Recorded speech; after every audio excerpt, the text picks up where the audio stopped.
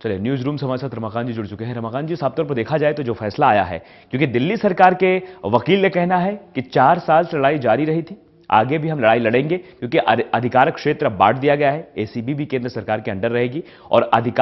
जो अधिकारियों पर कार्रवाई की बात है उसमें भी एलजी की सहमति अनिवार्य है।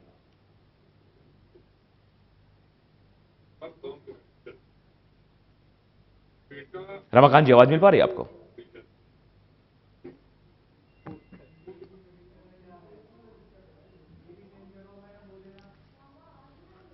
चलिए, हम जुड़ने की कोशिश करेंगे रमाकांत जी से। तो दिल्ली पर किसका राज? मैं बड़ा कि तू बड़ा? क्योंकि एक जनप्रतिनिधि चुन के आते हैं और दूसरा एलजी यानी केंद्र शासित राज्यों की जो प्रक्रिया होती है उसमें लेफ्टिनेंट गवर्नर का अहम रोल होता है। और मुख्यमंत्री के तौर पर दिल्ली की अगर बात की जाए तो दिल्ली में मुख्यमंत्री अरविंद केजरीवाल और एलजी के बीच ये जो जंग लगातार जारी है, और इस पर कह सकते हैं कि अभी भी सहमति की बात तो नहीं है कि सुप्रीम कोर्ट का फैसला आया है तो मानना अनिवार्य है। और उसके साथ साथ जो अभी दिल्ली सरकार का वकील ने कहना है, और दिल्ली सरकार भी काफी नाखुश होगी इस फैसले से कि जिस तरह से देखा जाए, क्योंकि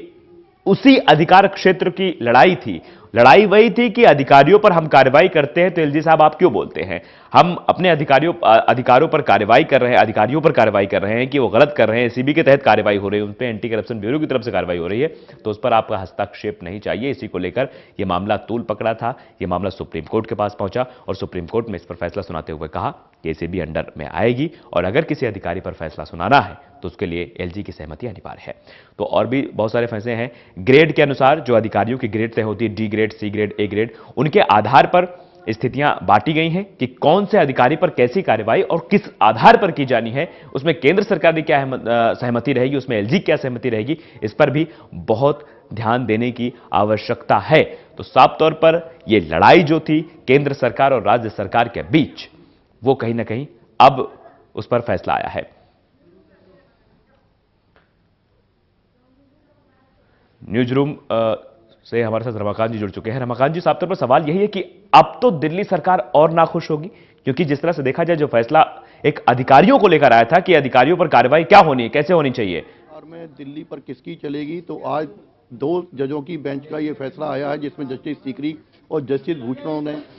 अगर अधिकारियों की सर्विसेज की बात की जाए तो उस पर इत्तेफाक नहीं रखते हैं, दोनों मतभेद पाए गए हैं। और जहां तक कि पुलिस, जमीन और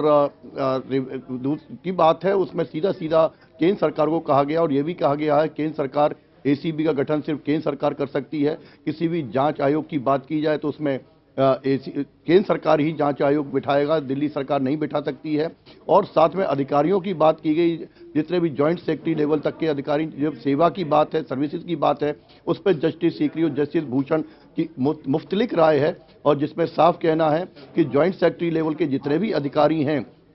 जितने अधिकारी हैं उनकी ट्रांसफर पोस्टिंग का अधिकार केंद्र सरकार के पास है, उपराज्यपाल करेंगे। और उससे निचले के अधिकार हैं वो दिल्ली सरकार करेगी। जहाँ तक सेवा की बात है, सर्विसेज की बात, जो लॉ एंड ऑर्डर और दिल्ली पुलिस से इत्तेफाक अलग मुफ्तरिक है सेवाएं हैं, जैसे कि पानी है, बिजली है, इन सब में दिल्ली सरकार को कहा गया है। जैसे कि अगर बिजली की बात की जाए तो बिजली में जो एक्ट है, जो रेगुलेशन इलेक्ट्रिसिटी एक्ट है, उसमें निदेशक की नियुक्ति है, उसका पोस्टिंग दिल्ली सरकार कर सकती है, अपॉइंटमेंट दिल्ली सरकार निदेशक की नियुक्ति कर सकती है। और जहां तक मतभेद की बात है, अगर किसी विषय पर मतभेद है तो उसमें उपराज्यपाल की राय सर्वोपरि आज भी कही गई है। तो कहा जाए मतभेद जरूर है जजों में, और सर्विसेज के मुद्दे पर मतभेद की वजह से ही 3 जजों की बेंच का गठन किया गया है, जो जल्द ही दिल्ली सरकार उपराज्यपाल के अधिकारों, खासकर सर्विसेज के मुद्दे पर अपना फैसला सुनाएगी।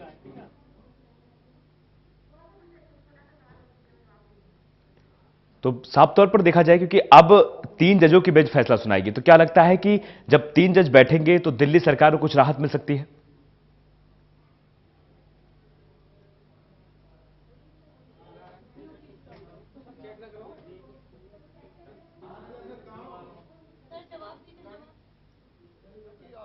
जैसा कि कहा गया था कि सुप्रीम कोर्ट में मामला गया ही इसलिए था क्योंकि दिल्ली सरकार सुप्रीम कोर्ट में गई थी, क्योंकि इससे पहले साफ कह दिया गया था कि उपराज्यपाल ही सर्वोपरि है, लिहाजा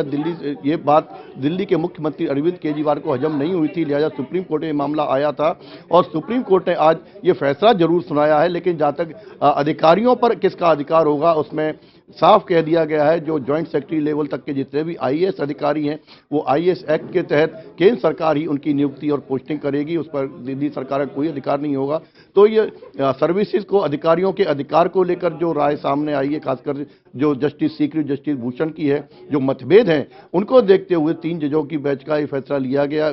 गठन किया गया है जो जल्दी ही इस मुद्दे पर भी अपना फैसला सुनाएगी। बाकी के जो लॉ एंड ऑर्डर और दिल्ली पुलिस या इससे अधिक इत्तेफाक नहीं रखते जो नेशनल मुद्दे हैं,